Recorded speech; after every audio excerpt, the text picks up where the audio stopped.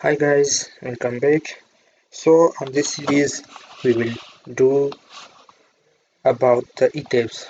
So what we will do in this series, we will know how is work the Etabs and how the tools are working, which is already here on the top and the left everything, and this is the working area.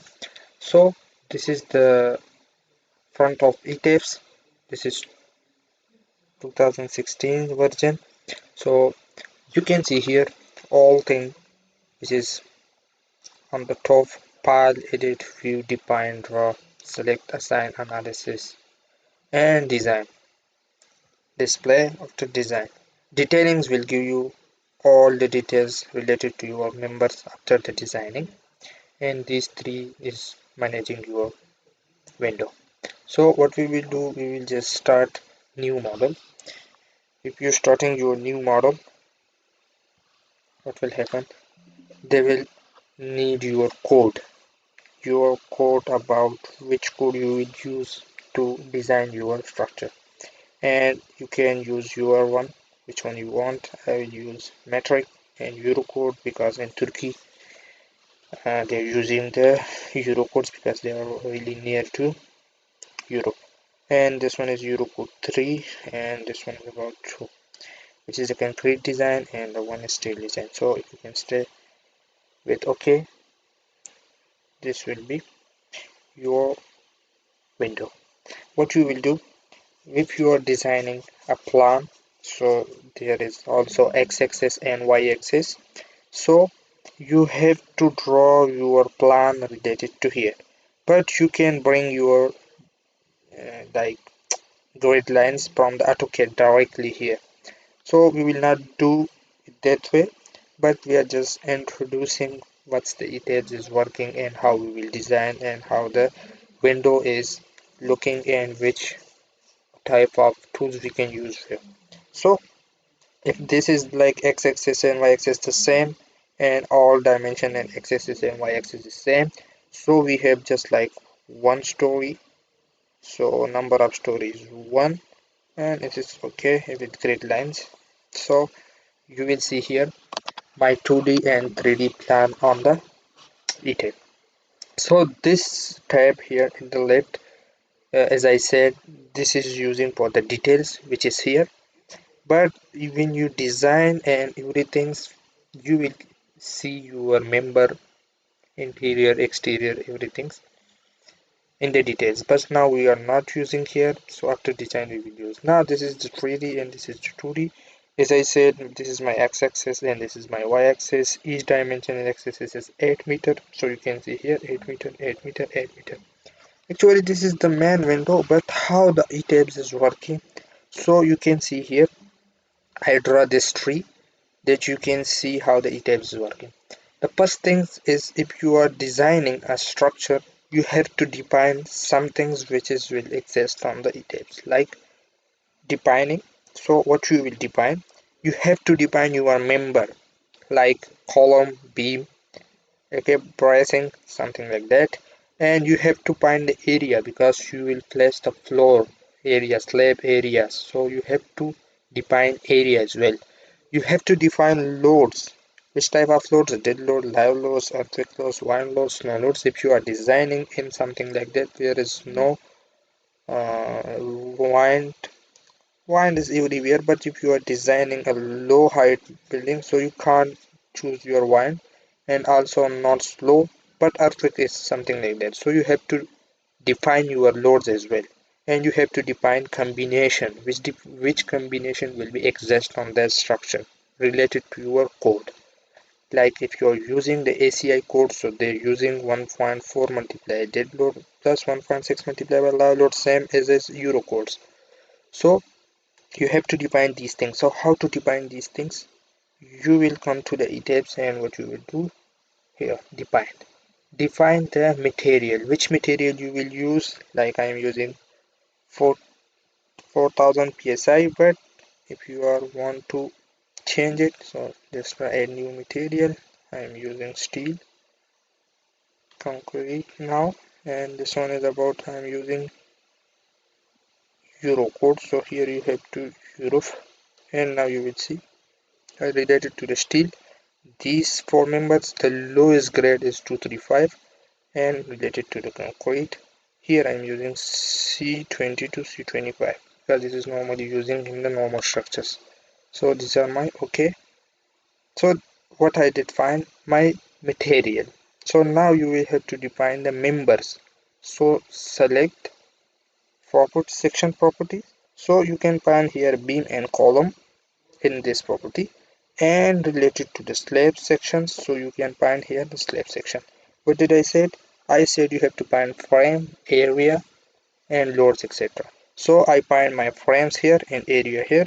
You have to find load pattern here, which is dead load, live loads, and you have to find load combinations here, which is you will like you can see here a new combination.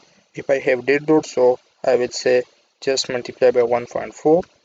I will say OK 8, and then I have live loads,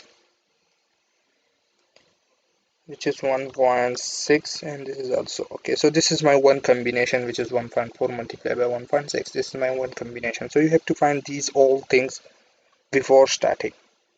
Now if you define these all members, how you will pursue your structure? So what you will do, you have to draw these all members, like draw the members, area and members. So what you will do, like here you can see in the 3D, this is my grid lines.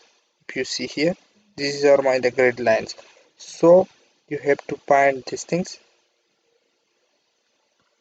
like the drop material, draw beam or column.